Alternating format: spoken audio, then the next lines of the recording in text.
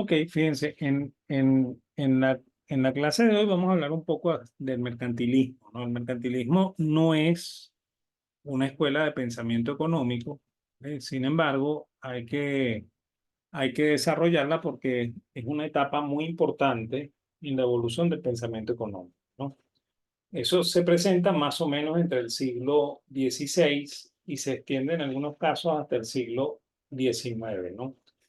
Y es un periodo en el que van a ocurrir cambios muy importantes, cambios trascendentales. Por ejemplo, este, va a haber un, un cambio en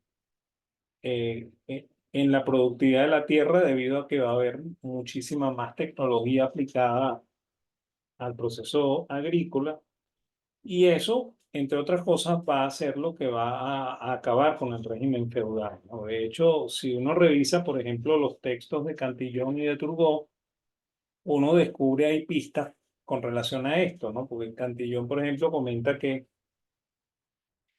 cuando un agricultor o un granjero logra hacer muy productiva su tierra, entonces normalmente pone al hijo a estudiar para que sea artesano, lo cual nos da la pista de que probablemente los artesanos ganaban mucho más que los agricultores, ¿no? Y bueno, y eso también cambia un poco hasta la forma de pensar en la historia económica, porque eso no es lo que normalmente nos habían relatado, ¿no? Y de la misma manera, cuando uno lee a Turgot, uno descubre que también hay algo de esto, ¿no? Porque Turgot habla de que hay tres etapas en el desarrollo de la producción agrícola en Francia y una está asociada a la servidumbre, que obviamente es el sistema feudal, ¿ok? Otro que es el sistema en el cual los señores de la tierra, ¿ok? Contratan con uno de los, de los campesinos y establecen un sistema que se llama la parcería, ¿ok? En la cual él va a participar de una parte de la producción, ¿ok? El dueño de la tierra va a ser dueño de una parte de la producción y a parcero le va a quedar el remanente, ¿no? Y bueno, y Turgo nos va a decir que, por ejemplo, que el sistema de servidumbre es un sistema que no es muy rentable y no funciona, ¿ok? Y que el sistema de la parcería funciona un poco mejor, ¿ok? Sin embargo, él va a decir que en las tierras mucho más productivas de Francia, más bien lo que ocurre es un sistema de arrendamiento de la tierra, ¿no? ¿Ok? Donde el señor de la tierra ya no va a ser señor feudal, sino que va a ser rentista, ¿ok? Va a arrendar la tierra y uno de esos campesinos que se ha convertido en el gerente, ¿ok? este, él es el que maneja la producción efectivamente, ¿no? Y a él es el que vamos a llamar granjero, ¿no? Y bueno, esto en francés se llama la época de los fermiers y, y rentier, ¿ok? Fermier sería el granjero y rentier es el rentista, ¿no? ¿Ok? Entonces, bueno, ellos nos van a hablar un poco de esa evolución, ¿no? ¿Ok? Que en cierta medida contradice un poco lo que Marx dice, ¿no? Y lo que dicen los marxistas acerca de la evolución del sistema de cultivo en el mundo europeo, ¿no? Entonces, eso se va a vivir en este momento, ¿ok? No va a ser causa de los mercantilistas, pero sí va a ser causa de los cambios que están ocurriendo en el sistema y que por supuesto van a también armarle el entorno a esta cosa que llamamos mercantilismo, ¿no? Que como comenté, no es una escuela de pensamiento económico, sino que es un grupo de, de personajes aislados que escriben sobre temas económicos sin mucho método, ¿no? En este momento no hay ciencia económica, ¿ok? De hecho, aquí es donde va a aparecer la palabra economía política, porque hay uno de estos mercantilistas que se llama Antoine de Montesquieu, ¿ok? Que es el escritor del primer libro que se llama así, Economía Política, ¿no? Sin embargo, si uno lo lee, uno descubre ahí toda una serie de mitos y verdades a medias, ¿ok? Que no son científicas, por lo cual no es efectivamente una economía política, sino es lo que eran los libros del mercantilismo, pues. O sea, eran panfletos, ¿ok? Que probablemente nos decían lo que ellos creían que era, ¿ok? Sin ninguna prueba científica, ¿ok? Y bueno, el mercantilismo está muy asociado al fin del feudalismo, ¿ok? El renacimiento, el nacimiento de estos nuevos sistemas de producción, ¿ok? Y como estamos pasando de feudos a países, ¿ok? Entonces el rey se va a empezar a convertir en un personaje muy importante, ¿no? En el centro de la política, ¿ok? Y los comerciantes van a tratar de hacer el vínculo con el rey, por lo cual los comerciantes van a tratar de este, conseguir del rey ciertos favores, ¿no? Entre ellos el otorgamiento de monopolios, ¿ok? Es una de las cosas que buscan los mercantilistas, ¿no?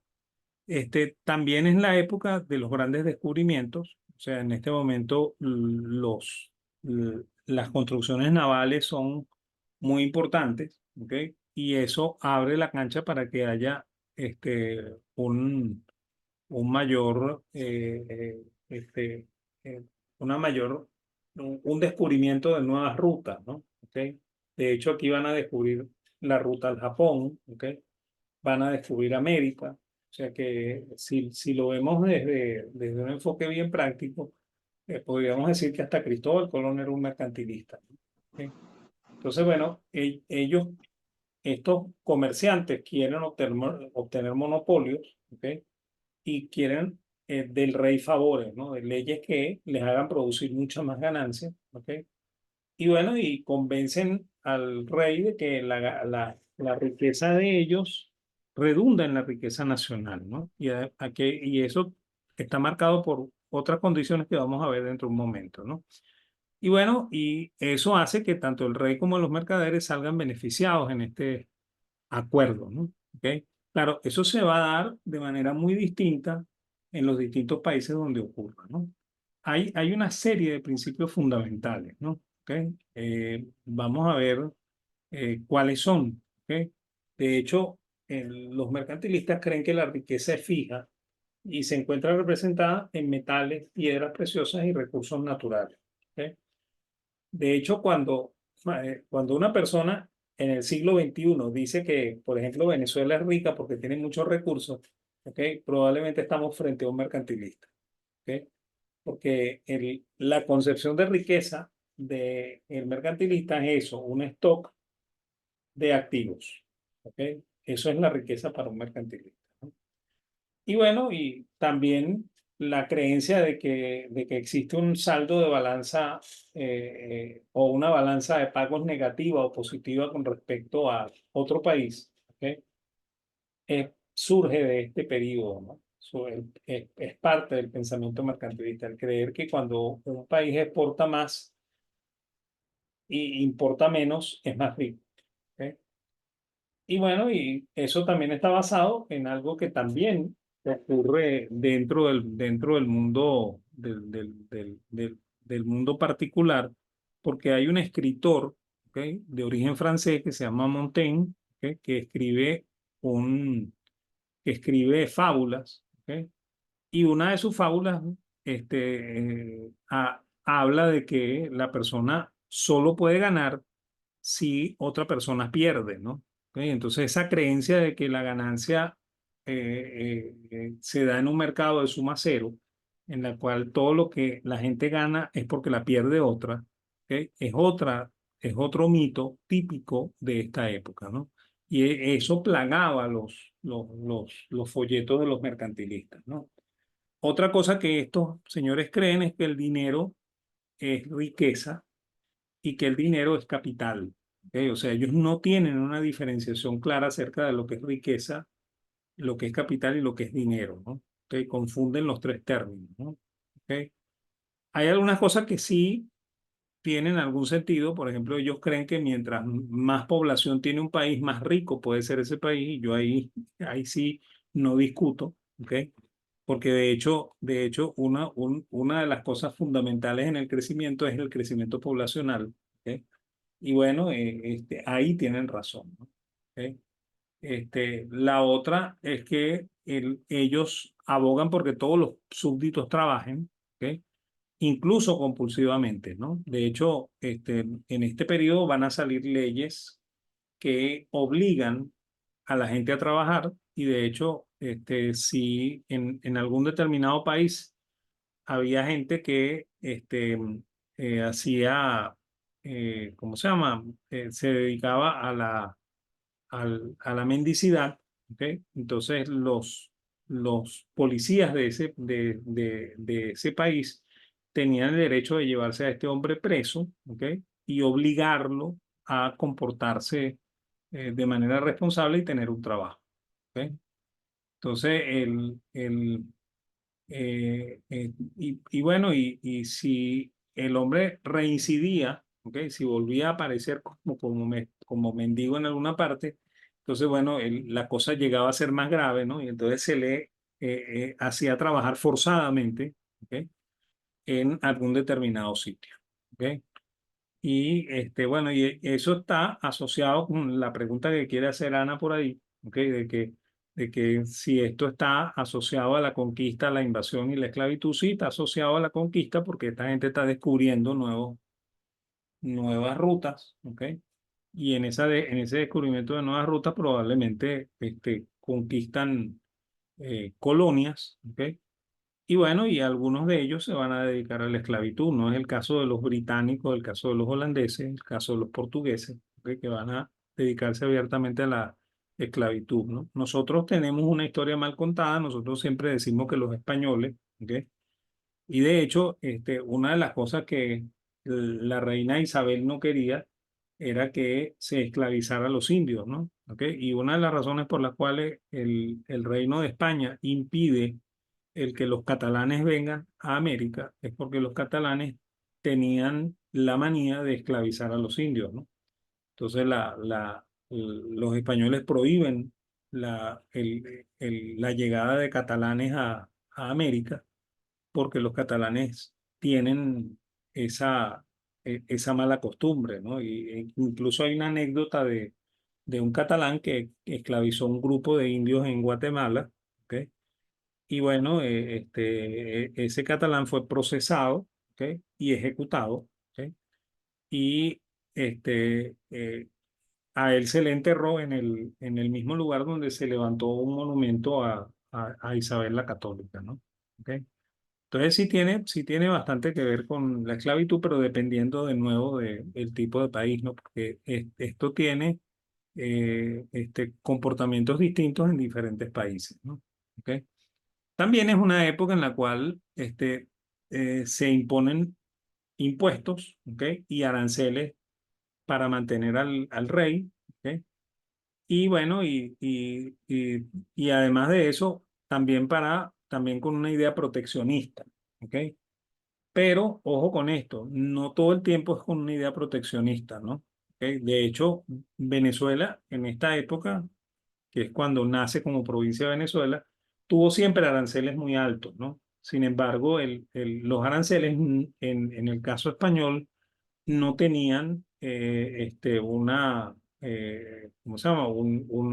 Una, eh, ¿cómo se llama? Un motivo excesivamente proteccionista, ¿no? Porque de hecho aquí en Venezuela no se producía nada, ¿no? ¿Ok? Sin embargo, los aranceles eran muy altos ya por razones fiscales, ¿no? ¿Ok? Era la manera más fácil de cobrar los impuestos, ¿ok? Entonces, bueno, nosotros pudiéramos decir que existen cuatro tipos de mercantilismo, ¿no? O cuatro etapas de mercantilismo, lo podríamos llamar cuasi etapas, ¿no? Porque este, en algunos casos vienen en sucesión, en algunos casos no, se presenta uno y no se presentan los otros, ¿no? De hecho, la forma más primitiva de mercantilismo es lo que se llama mercantilismo metalista, que está asociado a la creencia de que la riqueza está en los metales preciosos, ¿ok? Y entonces lo único que tiene que hacer el rey es tener minas, ¿ok? Y aquí es donde viene también otro de los grandes mitos del mercantilismo, ¿no? ¿Ok? Por ejemplo, en el Imperio Español, existían dueños de la mina, ¿ok? O sea que había gente que era dueña de la mina, ¿ok? Porque el rey le había dado la concesión para explotar la mina, ¿no? Y obviamente dentro del espíritu mercantilista, la mina tenía que ser explotada, ¿no? Si el señor que ejercía como dueño de la mina se dormía y no la ponía a funcionar, el rey tenía el derecho de expropiarlo y entregárselo a otro que efectivamente la explote, ¿no? O sea que había una, ¿cómo se llama? Una obligación de producir, ¿ok? Que está asociada a la obligación de que todos debemos trabajar, ¿ok? Que es típica del mercantilismo, ¿ok? Este, eh, generalmente de ese mercantilismo metalista, que es muy primitivo, se pasa al mercantilismo de compañías. Eso pasó en casi todos los países, ¿ok? De hecho, las primeras cuatro etapas se ven en Inglaterra, ¿ok? El mercantilismo de compañías es el mercantilismo que pretende, ¿ok? Que los comerciantes se organicen en compañías de comercio y que ejecuten la actividad comercial, ¿no? ¿Ok? Y aquí es donde va a haber una diferencia muy fundamental entre los diferentes países, ¿no? De hecho, Francia y España, igual que Portugal, llegan hasta el mercantilismo de compañía. En Inglaterra y en Holanda también se llega al mercantilismo de compañía, pero hay una diferencia fundamental entre las dos, entre los dos grupos, ¿no? Las naciones que están más en el Mediterráneo, Francia, España y Portugal, ¿ok? Piensan este mercantilismo de compañía en una suerte de empresa mixta en la cual el gobierno forma parte de la compañía. ¿Ok? Y eso se evidencia, por ejemplo, en el caso nuestro, con la compañía guipuzcoana. Pues la compañía guipuzcoana era una compañía mercantilista, ¿ok? Que era sociedad entre los vascos de Guipúzcoa, ¿ok? Que mandaron a Venezuela, y el rey de España. ¿Ok? O sea que ahí vemos prácticamente esa conformación de empresas mixtas, ¿no? ¿Ok? Eh, en el caso de los británicos y de los holandeses era inconcebible que el rey se asociara con los comerciantes, ¿no? Y de hecho esas compañías de comercio, tanto la inglesa como las holandesas, ¿ok? Van a ser compañías privadas, ¿ok? Entonces eso también nos explica un poco cómo se desarrolló en cada uno de esos países el capitalismo posterior, ¿ok? Y cómo se desarrolló la economía, pues, ¿ok? Obviamente en aquellos lugares donde la actividad privada era exclusiva, esos países se desarrollaron más, ¿ok?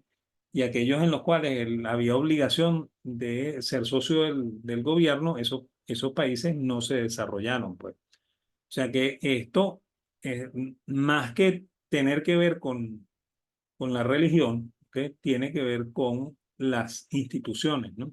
Más que con la religión, ¿no? ¿Ok?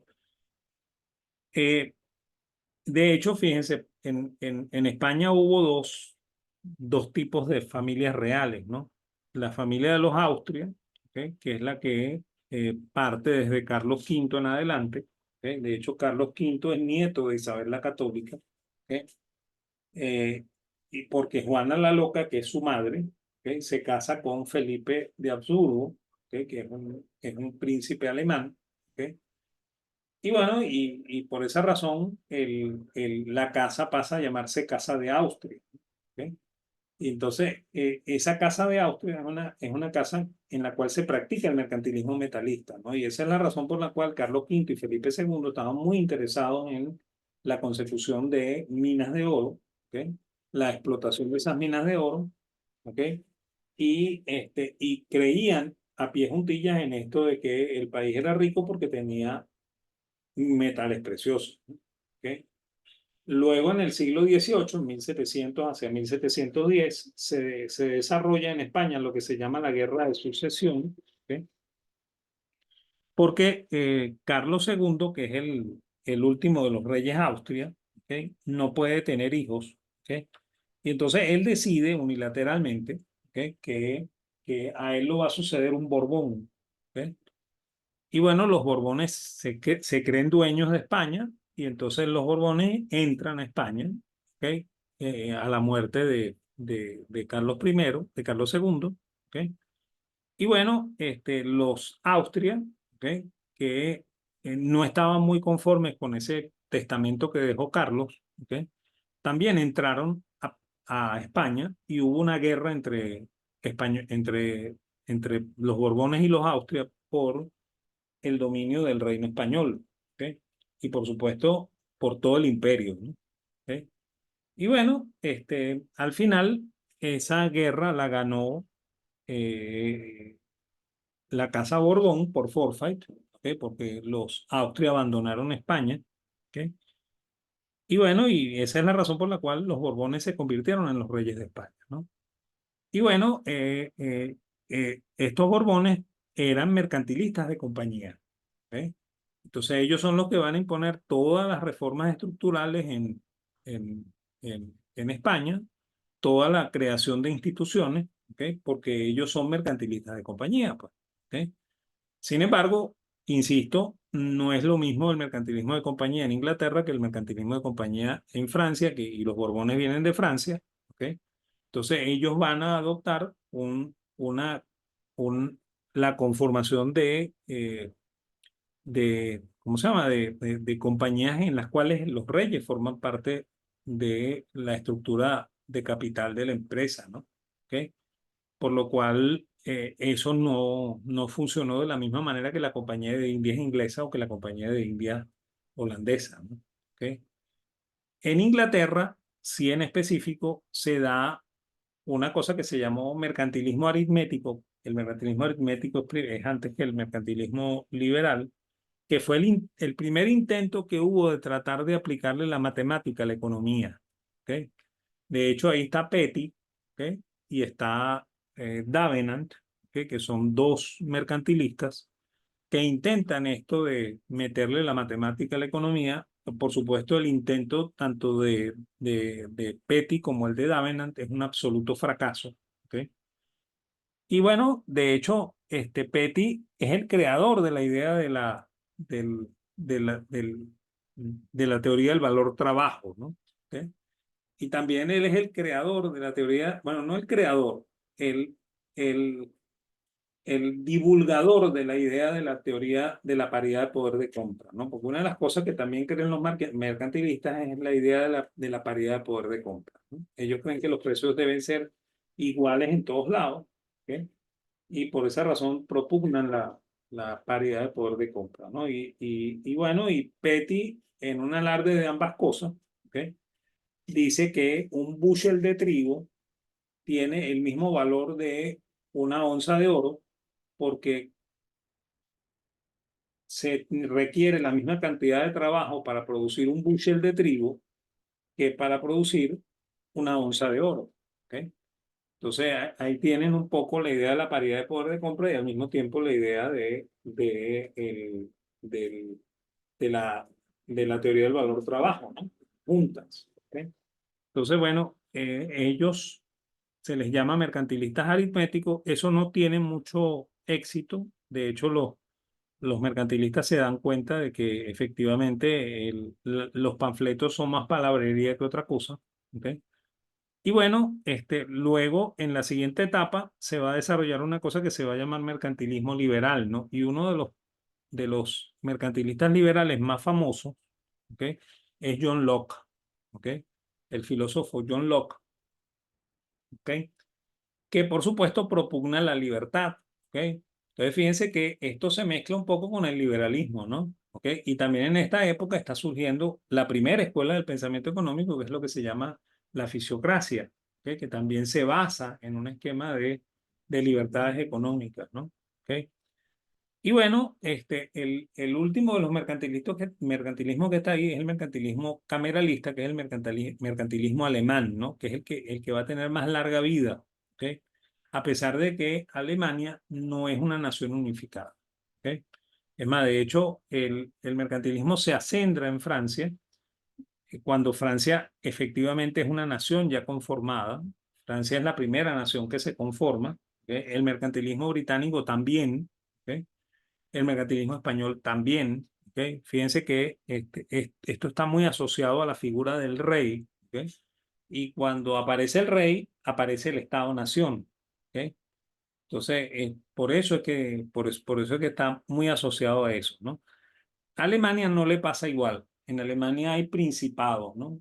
Cerca de 29 principados hay en Alemania, ¿ok? Y bueno, lo que sí ocurre en Alemania es que Alemania se transforma por el protestantismo, ¿no? Y se hace luterana, ¿ok? En la mayor parte de esos principados, ¿ok? Y esos principados tuvieron un sistema mercantilista que fue el sistema más exitoso y más largo en duración, que se llama mercantilismo cameralista, ¿no? Y se le llama cameralista porque, porque eh, los funcionarios de ese mercantilismo eran los empleados del príncipe que trabajaban con él en la Cámara Real. ¿Ok? Por eso es que se llamaba cameralismo, ¿no? Y también en Alemania va a pasar una cosa muy curiosa, ¿no? ¿Ok? En Alemania va a pasar, ¿ok? Que, ellos van a tener una carrera en las universidades alemanas que se llama Stadtwissenschaft, ¿ok? Déjeme ver, yo creo que eso está en ajá. Ellos tienen una carrera que se llama Stadtwissenschaft, ¿ok? En la cual, ¿ok? Se le enseña a este funcionario, ¿ok?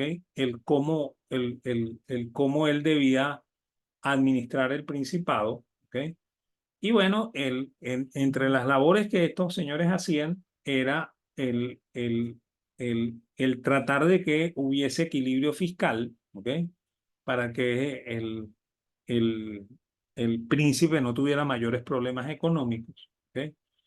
Y bueno, y como esto eran una serie de principados que no se van a unificar sino hasta el año de 1870, ¿ok? Entonces, bueno, ya en los mediados del siglo XIX, cuando todavía está este mercantilismo funcionando, ya el mercantilismo técnicamente habría desaparecido en Inglaterra y en Francia cuando esto existe todavía. ¿Ok? Entonces, ellos son los que le proponen al príncipe de Prusia la realización de una política arancelaria común que ellos llaman el Zollverein, ¿ok? En la cual ese sistema protegía a las empresas de cada uno de los principados, ¿ok? Y además obligaba a que cada principado se dedicara a un tipo de negocio, ¿ok? De manera tal de que no hubiese competencia entre sindicatos, entre principados, ¿ok? Entonces eso ayudó muchísimo al desarrollo de Alemania, ¿ok? Eh, eh, este, y bueno, y Alemania logró desarrollarse de una manera muy importante sin llegar a tener un sistema liberal como el británico. ¿Ok? Es más, de hecho, después cuando hablemos de Marshall en el siglo XIX, vamos a ver que Marshall elogia mucho esto, ¿ok? Porque a Marshall no le gusta el liberalismo económico, ¿ok? A pesar de lo que les hayan dicho en las clases, ¿ok? Y entonces él elogiaba la forma en la que funcionaban los cameralistas alemanes y la que funcionaba después la escuela histórica alemana, que tiene su origen en el cameralismo mercantilista alemán. ¿Ok? Este, eh, esa es la política que ocurre en Alemania, ¿ok? Y que se llama mercantilismo cameralista. ¿Ok? Insisto mucho en que fue el más eficiente de los mercantilismos porque obviamente sus reyes no fueron tan nefastos como fueron los Borbones en Francia y en España o como fueron también los Austria en España. ¿Ok? Por lo cual los sistemas en Francia y en España fueron un total fracaso. ¿Ok? Y bueno, y en Inglaterra, como había esa limitación en la cual bueno, en Inglaterra y en Holanda había esa limitación según la cual los reyes no podían tener relaciones directas con los comerciantes, ¿ok? Eso permitió que eso terminara convirtiéndose en lo que nosotros después llamamos liberalismo económico, pues, ¿ok? O sea, que el mercantilismo fue el que sustentó esa base de evolución, ¿no? ¿Ok? Entonces, bueno, con eso sí creo que terminamos lo que yo quería hablarles el día de hoy, ¿no? ¿Ok? Entonces, bueno, si hay alguna pregunta, con gusto. Buenas, profe, ¿qué tal? Bueno, yo la pregunta que tenía era relacionada a la primera parte. Esta parte es como más que todo un poco de leer más para estar más inmerso en el tema. Y quería preguntarle si se ha publicado algún libro que debamos leer o donde pudiésemos encontrar pues un poco más de información, algún libro que usted recomiende sobre este tema, estos Ok, primeros temas. Ana, fíjate, yo en la primera clase le comenté a los alumnos que hay varios libros que se pudieran usar para esto, ¿no? El que más me gusta a mí es el de Historia del Análisis Económico de Schumpeter, ¿no? ¿Ok? Que es el libro que creo yo que está mejor trabajado, ¿ok? Lo que pasa es que Schumpeter se murió en 1950 cuando él estaba desarrollando eh, el, lo que eran los finales del siglo XIX y principios del siglo XX, y él no pudo terminar el libro, ¿no? Entonces, hasta más o menos el marginalismo, el libro está escrito, ¿ok? Pero de ahí en adelante el libro está esquematizado, ¿no? Y en realidad lo que hay son apuntes, ¿ok? Y esquemas de esa época, ¿no? Cuando se muere Schumpeter, la tercera esposa de él, que se llama Elizabeth Moody, ¿ok? Vende la casa que ellos tenían en, en Estados Unidos, y con ese dinero ella publica ese libro, ¿ok? Al poco rato ella también se muere, ¿ok? Y bueno, y ella nos dejó a nosotros eso de herencia, ¿no? Y ese quizás es el mejor libro que hay de esta materia, ¿ok? Aunque Schumpeter dice que el libro no es una historia del pensamiento económico, ¿no? Lo que pasa es que es historia del análisis económico, ¿ok? Que es bastante parecido a lo que pudiera ser un libro de historia del pensamiento económico. Hay una serie de libros en el mercado que yo no se los recomiendo a nadie, ¿ok? Porque están llenos de mentiras, ¿ok? Y llenos de cosas que no tienen sentido, ¿no? Tal es el caso del libro de Eric Roll, ¿ok? Del libro de Schneider, ¿ok? Yo estudié con el de Eric Roll, ¿ok? Y bueno, en la medida en la que leí cosas, me fui dando cuenta de que todo lo que me habían dicho era mentira, ¿ok? Eh, Hay un libro que escribió Rothbard, que también se llama Historia del Pensamiento Económico, ¿ok? Que tiene también muchos defectos, ¿no? ¿Ok? Eh, Sin embargo, pudiera ser relativamente bueno a pesar de los defectos, ¿ok? Este, Hay otro libro que se llama El Pensamiento Económico Occidental, que es escrito por un señor que se llama Mark Skousen, ¿ok? Eh, Hay un libro que ese sí no se consigue, ¿ok? Yo no he conseguido eso en PDF, ¿ok? Que es el libro de Oscar Vara Castro, ¿ok? Que trabajaría más bien el siglo XX, ¿no? ¿Ok? Y hay otro libro que también trabaja el siglo XX, que ese sí se consigue en PDF, que es un libro que se llama Viviendo la Economía, de un señor que se llama Peter Bettke, ¿ok? Yo le debo a los alumnos, y te debo a ti también, el hacer una página, ¿ok? Que la debo hacer, me imagino yo que este fin de semana, ¿ok? Y ahí voy a poner la mayor parte de estos libros, ¿no? No se consigue el libro de Schumpeter en PDF. Bueno, sí se consigue, ¿no? Pero lo que está en PDF está muy mal traducido, ¿ok? Es más, de hecho, el libro hay que leerlo con mucho cuidado porque no está bien traducido, pues, ¿ok?